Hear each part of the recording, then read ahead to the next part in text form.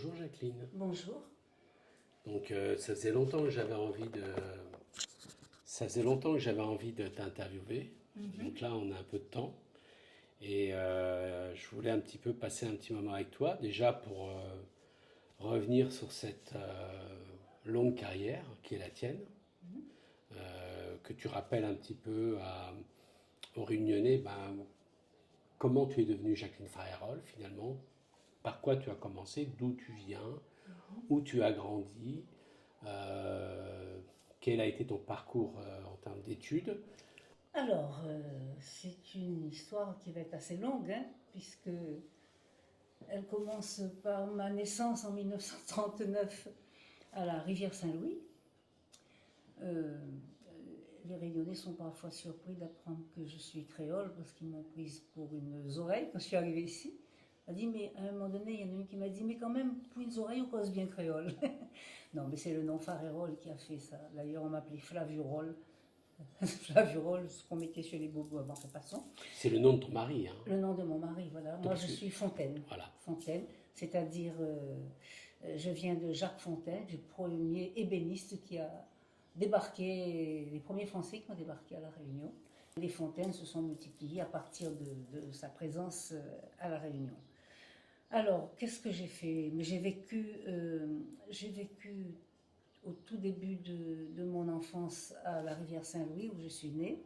Puis ma mère étant institutrice et mon père aussi enseignant, ils ont été mutés tout autour de l'île au fur et à mesure. Et la plus grande partie finalement de ma jeunesse s'est passée à Sainte-Clotilde, chemin Tessan. Tessan qui n'est autre que le prénom de mon arrière-arrière-grand-père. En fait, c'est Tessan Gauvin. Et il a donné son prénom à cette grande route qui part de l'église de Sainte-Clotilde qui monte jusqu'au Bois d'Esch. Donc nous avons vécu là le plus longtemps possible de mon enfance, et du côté de Saint-Denis. D'accord. Et où j'ai fait toutes mes études primaires, le lycée, et puis à l'époque, il n'y avait pas de faculté. Pour pouvoir faire des études un peu plus poussées, il fallait partir en métropole. Mais la métropole, je la connaissais un peu parce que, à l'époque, les enseignants avaient le droit au congé administratif. Donc, tous les 5 ans, mes parents avaient le droit de prendre le bateau, de passer 6 mois en métropole, payés par l'administration, et ça s'appelait les congés administratifs. On avait 1 mois de bateau, on restait 6 mois là-bas, et on reprenait le bateau pour rentrer. Alors j'ai connu le Compiègne, le Ferdinand de Lesseps et j'en passe. On a fait de ces beaux voyages, donc on a quand même découvert la métropole assez tôt dans notre enfance. Et pour aller en métropole, le bateau, il passait par la mer Rouge. Et le canal de Suez. C'est ça. Le canal de Suez, arrivé à Djibouti, et là on traversait toute la Méditerranée. Et je me souviens de notre premier voyage où on est arrivé sur les quais de Marseille. Nous étions 10 enfants, 5 filles, 5 garçons et les parents. On était tous là. Mais où est la Tour Eiffel? On hurlait là sur les quais de Marseille. Où est la Tour Eiffel? Pourquoi? Parce qu'on nous apprenait tout de la France et rien de la Réunion. Et quand on nous présentait la carte de la France, il y avait toujours à la place de Paris la Tour Eiffel dessinée sur la carte. Et pour nous, quand on allait arriver en bas, là, débarquer à Marseille, on allait la voir. Alors, je ne vous dis pas comment 10 enfants qui sont en train de crier où est la Tour Eiffel sur les quais de Marseille, nos parents ont eu du mal à nous faire taire. Enfin bref, passons. Tout ça pour vous dire que on a eu la chance quand même, j'ai eu la chance, en faisant partie de cette famille, de connaître la métropole à peu près tous les 5 ans jusqu'à ma majorité. Et là, arrivé à la classe de terminale, si on voulait faire des études, il fallait carrément y aller et y habiter. C'est ce que mes parents ont fait. Et donc j'ai fait mes études à Montpellier. J'ai fait une licence d'anglais pour être professeur d'anglais, pour être enseignante, comme c'était un petit peu la tradition dans notre famille, tous enseignants. Et j'y suis restée donc 14 années. Travailler un petit peu là-bas, enseigner du côté de Montpellier, les villages autour. Et puis un jour, on a eu envie de revenir à La Réunion. C'était dans l'année 1971, je suis revenue définitivement dans mon île. Et après ces 14 années d'absence, j'ai ressenti les racines que j'avais perdues, auxquelles je n'y pensais plus. Et là, je me suis dit, c'est mon île, c'est mon pays, c'est mon âme, c'est ma vie. Je n'en partirai plus. Voilà. Et donc. Et tu avais quel âge ça quand tu es. Je suis revenue, j'avais 28, 29 ans, une trentaine d'années. D'accord. Je devais approcher les 30 ans déjà. Alors, qu'est-ce qui s'est passé? J'ai voulu faire la surprise à une amie dont j'avais été la correspondante quand elle est venue faire ses études aussi à Montpellier, elle est beaucoup plus jeune que moi. J'ai voulu lui faire la surprise de mon retour dans l'île et je savais qu'elle travaillait à l'ORTF, on appelait l'ORTF, la station radio et télé à La Réunion. Et 2 jours après mon arrivée, j'ai voulu me précipiter dans son bureau et lui faire la surprise.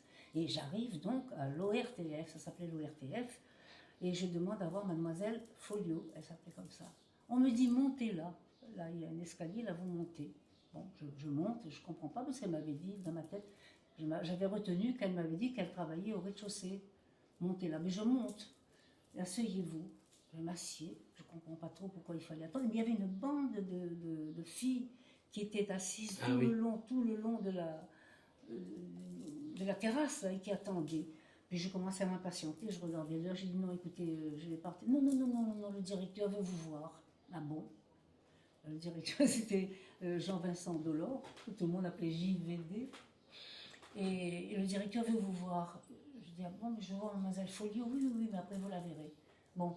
On me fait rentrer dans le bureau du directeur et il me dit, alors, vous voulez faire partie du casting? Je dis, quel casting? Mais je ne suis pas au courant. Et c'est là que je me rends compte qu'il y avait eu un casting. Moi, j'étais venue pour tout à fait autre chose. Je l'apprends par le directeur qu'il y a un casting. Et le directeur, Jean-Vincent Delors, me supplie d'au moins le dépanner sur les 15 jours qui viennent, parce qu'il avait senti que peut-être je pouvais faire l'affaire en attendant. Parce qu'il m'avait demandé d'être. Je dis, je peux pas.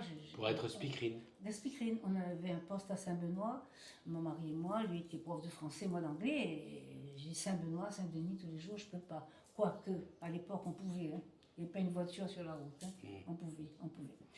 Bon, je lui ai dit, ben, il a été tellement gentil, j'ai bien voulu accepter 15 jours, puis ça a duré 7 à 8 ans. C'est ça. Parce qu'entre-temps, quand je présentais des émissions, par exemple, pour les enfants, le mercredi, j'arrivais à Noël, au temps de Noël, on parlait de neige, il y avait des émissions qui arrivaient, c'était la neige. On est dans les années 70 70, 71, je suis arrivée ici, exactement. En 70 et 80. Là, je vous parle des années à partir de 71, carrément, hein, à monter sur les années 80. Et donc, il me dit, je lui dis, mais écoutez, c'est pas des émissions pour la Réunion, ça pour les enfants, ils voulaient parler de neige, de sapin, de froid, d'hiver. Je dis, nous, c'est l'été, c'est les flamboyants et tout. Ça a commencé comme ça. Et puis, il m'a lancé un défi. Mais vous n'avez pas à en faire, vous, des chansons? J'avais jamais fait de chansons. Tu jouais de la guitare déjà? Je jouais de la guitare classique. Ouais. Et je me suis mise à la guitare d'accompagnement après. Et donc, j'ai commencé à écrire pour les enfants comme ça. Et puis, en même temps, d'autres chansons me sont venues, plus adultes. Mon île a fait un carton très vite, parce que c'est vraiment du fond du cœur que j'ai retrouvé mon île et que j'ai eu envie d'en parler, d'en faire une. En même temps, le texte, il est magnifique quand même. Ben, écoutez, j'ai été inspirée par l'émotion de retrouver mon pays. Parce que déjà dans ce texte, dans mon île, tu dis beaucoup de choses. Hein. Tu n'oublies pas les lourdes pages de l'histoire, comme tu dis, tu vois. C'est-à-dire que c'est pas, effectivement, tu dis très bien, peut-être même avant tout le monde, que l'île de la Réunion, c'est pas qu'une carte postale. Absolument. Mais en plus, cette chanson, elle a été écrite presque d'un seul trait. C'était mon mari et moi, nous avions été déportés sur la direction de la jeunesse et des sports. Donc, enlevé de l'enseignement, on nous a proposé un poste pour nous occuper des associations, des jeunes et tout ça, de les mettre. Et on avait des permanences samedi, dimanche à cause comment dire, des jeunes qui étaient en stage parfois d'éducation physique, puis de ceci, puis de cela, et il fallait une présence de permanence à la direction de la jeunesse et des sports en cas de problème. Et comme on s'ennuyait un petit peu, mon mari me dit, ben, allons écrire quelque chose chacun, on écrit un poème chacun, et puis après on se passera nos textes et on va les juger. Et mon île est venue comme ça. J'étais tellement dans le feu des retrouvailles avec mon pays. Il y a eu plusieurs versions de Mon île ou la version qu'on connaît aujourd'hui? Que celle-là. D'accord. Il n'y a jamais eu d'autres versions. Jamais, jamais, jamais, jamais. Et on s'est passé nos... Et la musique, elle est venue... Ah ben quand j'écris, j'avais déjà écrit un petit peu pour les enfants. Quand j'écrivais, la mélodie venait tout de suite. La mélodie, elle vient tout de suite. Et puis bon, des fois, elle est un petit peu arrangée entre-temps, mais l'essentiel de la mélodie, le style, non, ça vient en même temps. Quand j'écris une chanson, la mélodie est presque prête. Il y a une très belle vidéo de toi qui a été tournée, je pense, dans un champ de Cannes, au-dessus de Saint-Denis. Oui. Tu la connais, cette vidéo? Je sais. Où tu joues de la guitare. Oui. Et c'est dans les hauteurs de... Je chante mon île, non? Tu chantes Mon oui, île.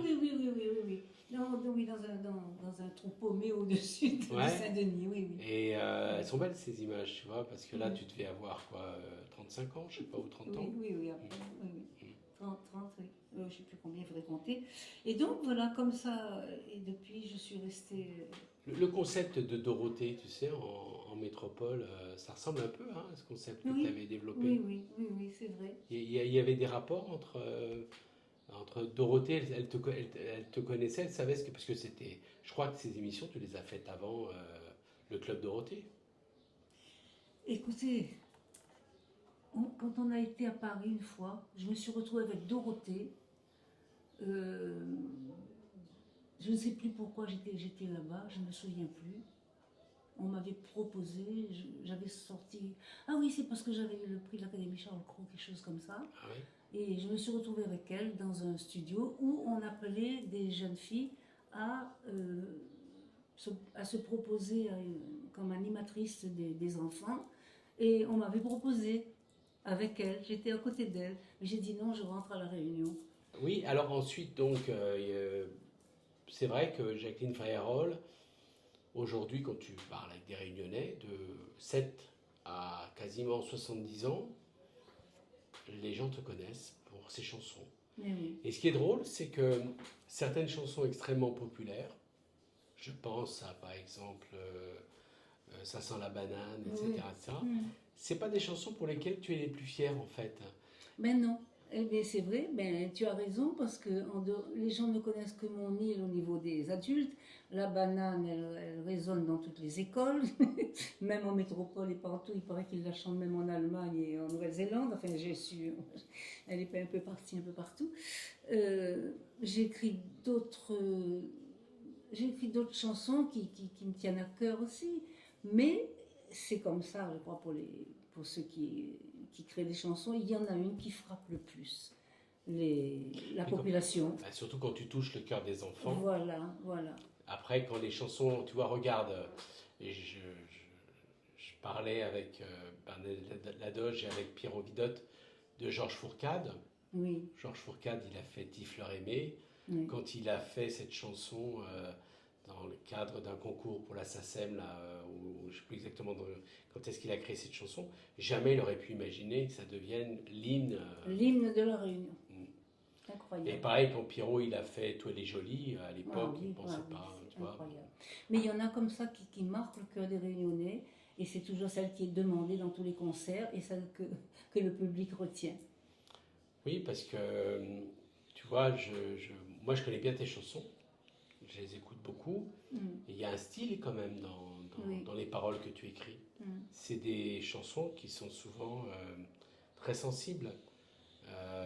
Et moi j'encourage d'ailleurs les Réunionnais à être un peu plus curieux, puisqu'aujourd'hui on a accès avec le téléphone, quand on est abonné à Apple Music, etc., on a accès à tous les albums. Fouillez dans les albums de Jacqueline, parce que vous avez des Maloya, vous avez des chansons qui sont musicalement un peu plus abouties que certaines comptines. Et que c'est dommage effectivement... J'ai écrit beaucoup thèmes, j'ai fait beaucoup de titres sur la Réunion, pour l'amour de mon île, etc. Oui, Il y a et des puis titres comme tu as ça plein de chansons sur comme la Réunion, Les Vieux de mon île les vieux aussi, de mon île. qui sont, tu vois, et puis il y a Tifleur Fané, et puis il y a L'amour fané. Et L'amour fané. L'amour fané, ça c'est Jacqueline, et moi c'est une chanson que j'adore, parce que d'abord il y a une très belle mélodie, c'est une chanson très belle, et j'invite les gens à chercher ce titre pour justement aller regarder un peu ce que tu as fait en dehors de ça, tu vois. Et alors, ensuite, tu t'es occupé aussi de l'IRT pendant quelques années. Oui, j'en ai été la présidente pendant quelques temps, mais avant de passer à l'IRT, je voulais te dire, les gens croient que j'ai écrit seulement en français et quelques ségas en créole, mais j'ai fait des vrais maloyas aussi. Mais les gens pensent que je les ai pris dans le passé, alors que je les ai vraiment créés. Oui. Mais ça ne m'appartient pas pour eux. C'est bizarre, hein, pour le public. C'est curieux. Je vais dire quelque chose que moi, en tant que oreilles, je peux dire, Bien hein, sûr. quitte à me faire taper sur les doigts, mais quand on a la peau blanche, à La Réunion, parfois, à part Daniel Waro, qui est l'exception, Oh, bah oui. on n'aurait presque pas le droit de chanter du maloya. Je pense que le maloya est un chant universel et que, quelle que soit la couleur de peau. Et puis, je ne suis pas tellement blanche quand même. Hein. On est 10 enfants dans la famille, ça va du plus blond au plus noir. Hein. C'est incroyable le métissage qu'il y a dans ma famille. Mon grand-père était un demi-malba, comme on dit chez nous. Ma grand-mère était une Niabdéo. Elle est née à La Nouvelle. Et mon grand-père est allé la rencontrer à La Nouvelle, un jour de marche. Elle avait 15 ans, 16 ans. Elle n'avait jamais vu la mer. Ah oui, c'est ça. Il l'a emmenée et puis ils se sont mariés et ils ont fait une douzaine d'enfants. J'ai 117 cousins germains, je ne sais pas si tu te rends compte. Ouais. Je ne sais pas comment m'y retrouver, mais il y a des Chinois, il y a des métis malbars, des métis chinois, des métis CAF. Il y a tout mélangé, tout mélangé, tout mélangé. Il faut expliquer aux gens qui ne connaissent pas La Réunion, et même parfois aux Réunionnais, que il y a eu toute une population à La Réunion, de gens qui vivaient dans les Hauts, qui ont vécu toute une existence sans jamais voir l'océan. Absolument. Absolument. Ma grand-mère est née à La Nouvelle. Alors, plus ancrée que moi, dans l'île, c'est difficile. Ma grand-mère est née à La Nouvelle. Tu te rends compte? Et quand on a autant de cousins germains, j'imagine qu'on a aussi de la famille dans tous les coins de l'île. Ah, complètement. Mais il y en a que je ne sais plus où ils sont passés. Ma grand-mère a fait 13 enfants qui a eu au minimum chacun une douzaine d'enfants. Alors, imagine le calcul. Et c'est pour expliquer aussi la démographie sur l'île à une époque, c'était la folie. Pour donner un exemple, en 1919, il y avait 180 000 habitants. Dans les années 60-70, il y en avait 400, 500 000. Aujourd'hui, on est à 870 000. On arrive à presque 900. Voilà. Oui. Donc, la démographie, ça reste un sujet préoccupant, pas simplement à La Réunion, partout. Parce que La Réunion n'échappe pas à ça. Après, bon, le côté de ma... Oui, on a parlé de l'IRT, oui, on m'a demandé d'être présidente de l'IRT, ce qui m'avait fait beaucoup plaisir finalement, parce que j'étais contente de pouvoir représenter La Réunion un petit peu partout, dans les manifestations, que ce soit en métropole ou ailleurs, ça me faisait bien plaisir. Le problème, c'est que bon, c'est un poste qui n'est pas rémunéré, hein, c'est sûr, mais j'avais un peu de mal à réunir mon travail, mon vrai travail, et ça m'a un petit peu fait... Ton vrai travail à l'époque, tu faisais quoi alors? Eh bien, à l'époque, je travaillais... j'avais fini ma carrière d'enseignante. Plus, j'avais fini aussi, j'étais à la retraite en fait. Tu as enseigné l'anglais ici sur l'île de La Réunion? Oui, à Saint-Benoît, à Saint-Denis, mais pas longtemps. Après, peut-être des gens qui vont voir la vidéo que tu as eu comme élève. Ah oui, c'est sûr. L'autre jour, j'ai rencontré quelqu'un de barbu qui sortait d'un truc, il me dit « Madame Farérol, oui, j'étais votre élève à Saint-Benoît, je viens vous remercier. Pourquoi vous remercier? Pourquoi ?» Elle dit « Parce que vous m'avez fichu dehors, parce que je faisais le clown de la classe. » Et on m'a privé de lycée pendant une semaine, et j'ai été punie. Ça m'a servi de leçon. Je vous annonce que je viens d'avoir ma licence de droit. Ça fait plaisir, ça. Ah ouais, bien Voilà, sûr. enfin, la petite anecdote. Donc, j'ai présidé l'IRT, effectivement. Et puis, Il y avait le groupe Calopilé, c'est ça? oui, ah oui, j'ai formé le groupe Calopilé aussi. J'ai quitté mon poste du département, enfin, je me suis mis en parenthèse, pour former la troupe Calopilé. Ah, Et c'était un vrai Calopilé, vous plaisir. travaillez avec, aussi avec le groupe folklorique de Lille? Vous aviez des... Non, non? non, non, non, Deux choses différentes? c'était deux choses différentes. Bernadette, elle avait son groupe à elle. Calopilé, c'était pour former des jeunes qui avaient envie justement de se mettre dans ce domaine, de s'épanouir dans ce domaine, d'apprendre, et puis ça a fait des chanteurs, hein, Ouais. après, oui. Et ça fait d'autres groupes comme le groupe de Mascareignes et tout ça, mais pendant 2 ans, ça a été un vrai plaisir. Ça se passait à Elbourg. Je faisais la route toute la journée, Ah ouais, Saint-Denis-Elbourg, faut tous être les jours. motivé, hein. Ah, c'était super, Mm. super, super. Ça a duré 2 ans, j'ai fait 2 années de formation, après ils se sont débrouillés.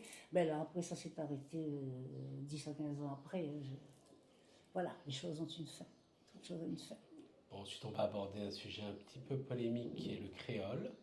Aïe, aïe, aïe. Aïe, aïe, Parce aïe. que, comme beaucoup d'anciens de Lille, Mm.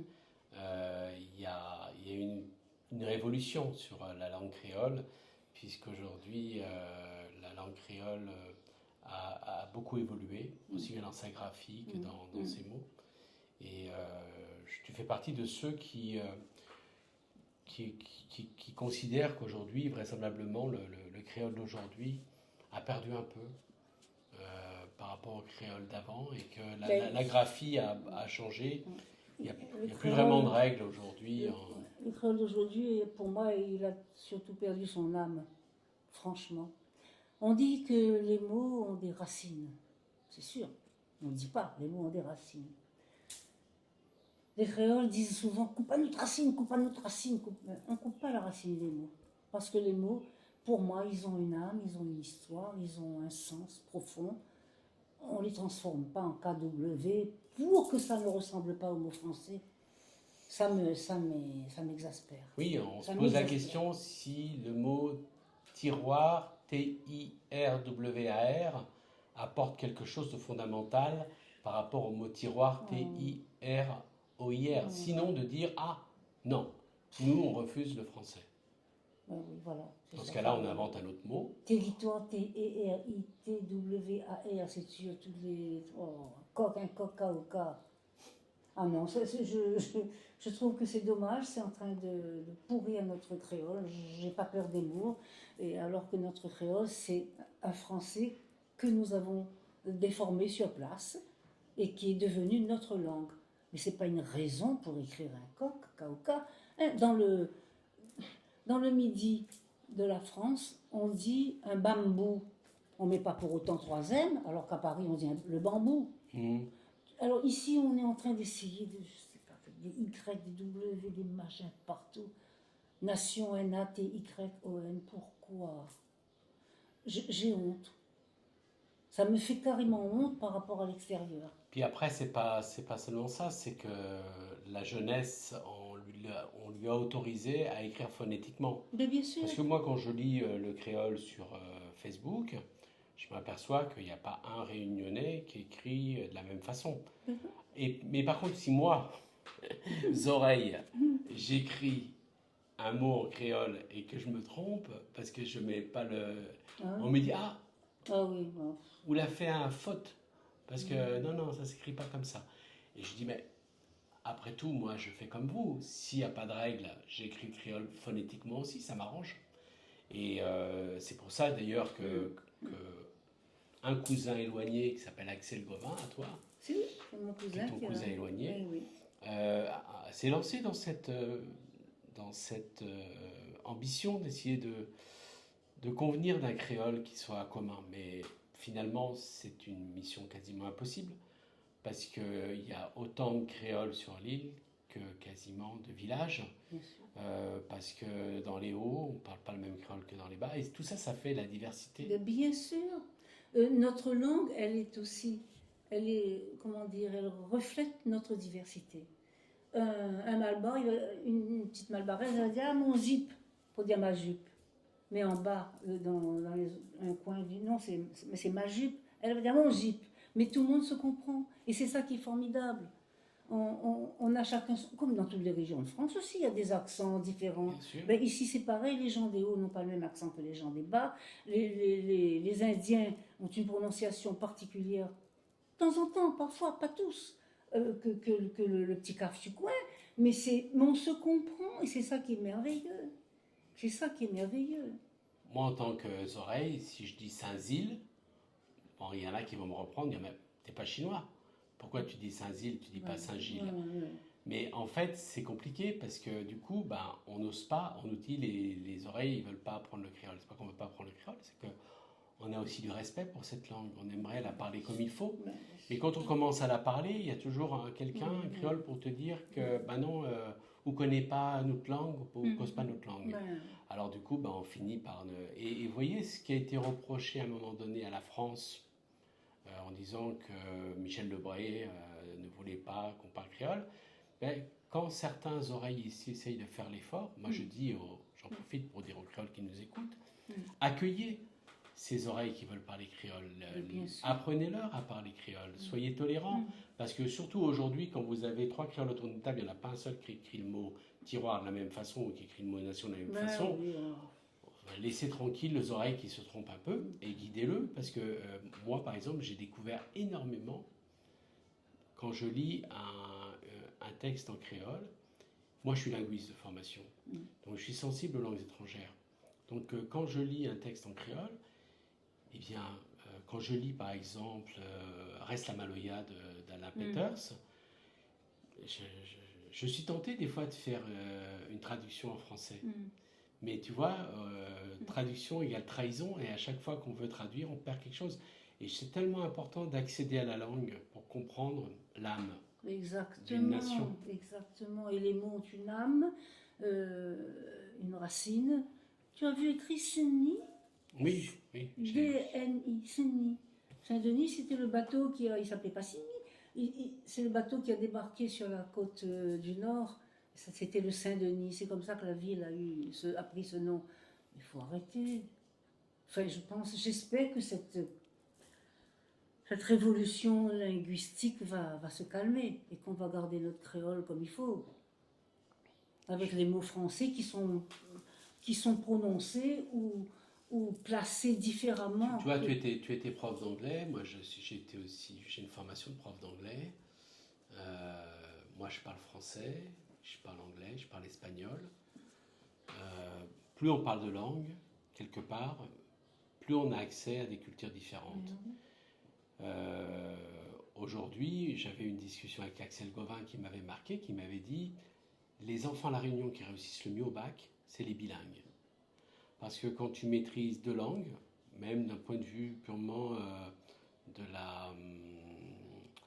au niveau du cerveau, par exemple, la plasticité neuronale fait que quand tu es obligé, quand tu maîtrises 2 langues, ben, tu as des capacités supérieures de compréhension, de sensibilité, etc. Et notre langue créole, c'est super important, mais c'est important aussi de dire aux jeunes créoles, mais apprenez le français aussi, parce que le français n'est pas une langue étrangère, c'est une autre langue. Maîtrisez bien le créole, lisez parler d'Axel Gauvin, lisez les livres d'Axel Gauvin, apprenez le créole à travers la littérature, enrichissez-vous de plusieurs langues, mais apprenez l'anglais, apprenez le chinois si vous voulez, apprenez le russe si vous voulez, parce que plus vous parlerez de langue, plus vous serez dans une forme d'universalité de la culture. Et l'île, c'est l'île du métissage. Exactement. Et c'est quoi le métissage? Ben, c'est le fait de mélanger les couleurs. Tout à fait. Et mélanger les couleurs, c'est aussi mélanger, savoir pratiquer plusieurs langues. Et ne pas tomber dans cette espèce de démagogie qui consiste à faire croire aux enfants créoles qu'il faudrait parler que le créole. Et surtout le parler comme ils le parlent et l'écrire comme ils le parlent. C'est-à-dire qu'on fait une génération d'enfants qui savent ni parler créole, ni l'écrire, ni parler français, ni l'écrire. Et qu'est-ce qu'on va leur proposer à ces enfants-là plus tard? Comme déboucher dans un monde qui est de plus en plus difficile. Alors on m'a accusé d'être contre le créole, moi, le créole, avec toutes les chansons que j'ai écrites en créole et ma passion pour le Sega, Maloya et compagnie, je ne sais pas comment, je suis désolée. Tu sais bien que le cancer partout, c'est la pensée unique. Et les gens qui aujourd'hui font la promotion de la pensée unique sont des gens qui sont dans le totalitarisme. Et aujourd'hui, il faut laisser place aux nuances. Tu vois, je parlais avec Raymond Lucas, qui est naturaliste.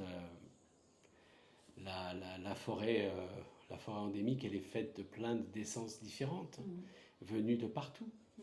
L'île de la Réunion, au départ, c'était un volcan. C'était une terre volcanique où il n'y avait rien. Un jour, une graine est arrivée d'Australie et a fait un tas marinier. Et puis d'autres graines sont arrivées. Et puis des Français sont arrivés. Ils se sont mariés avec des Malgaches. Et puis petit à petit, la Réunion s'est créée.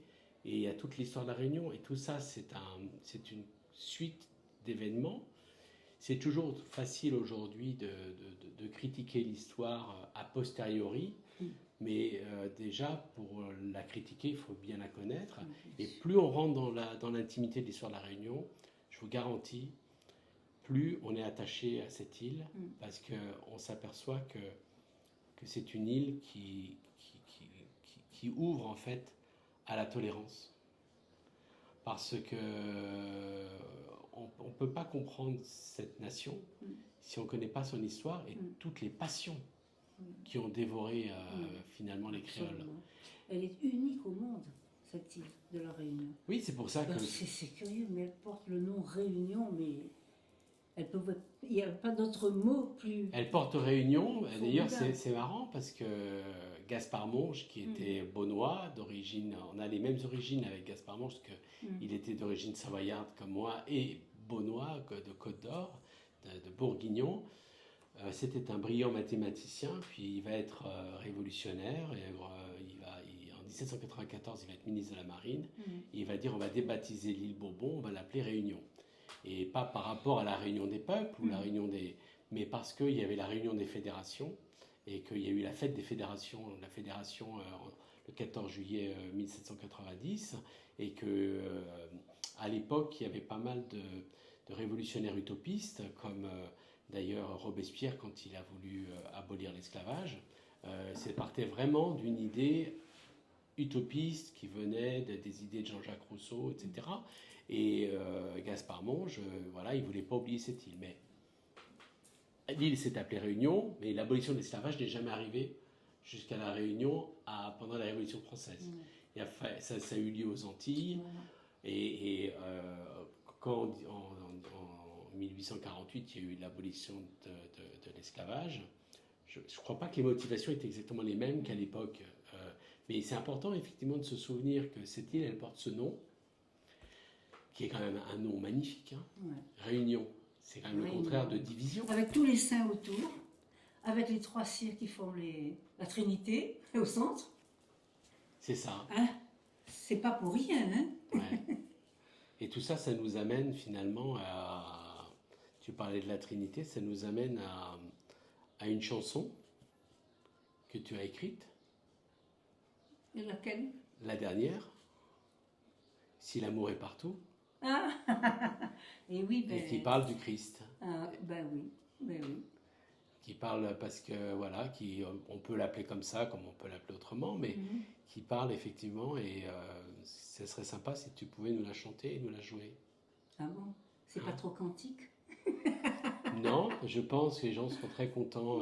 Je suis pas sûr que cette interview, elle va rester dans l'histoire de... Mais par contre, ce que tu vas chanter là, oui, ça va rester dans le cœur des Réunionnais. On essaye? Ok, on va essayer. Bon. En souvenir de vous, je n'ai plus qu'à me taire. Vous l'homme crucifié qui avait tant souffert. Pourquoi avoir choisi, vous qui pouviez tout faire, la souffrance et la mort, en exemple à vos frères? J'aurais aimé pour vous un destin plus tranquille, et vous suivre aujourd'hui aurait été possible.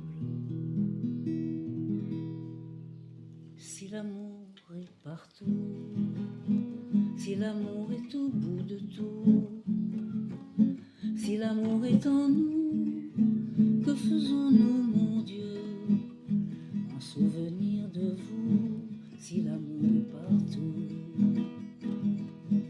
Découvrir tout à coup qu'il faut que le grain meure, que vienne la vie pour que naisse la fleur. C'est la mise en demeure de notre liberté, se pliant aux rigueurs de la fatalité. Devant ce clos mystère, je me prends à sourire de mon amour pour vous qui ne veut pas mourir. Si l'amour est en nous, si l'amour est au bout de tout, si l'amour est partout,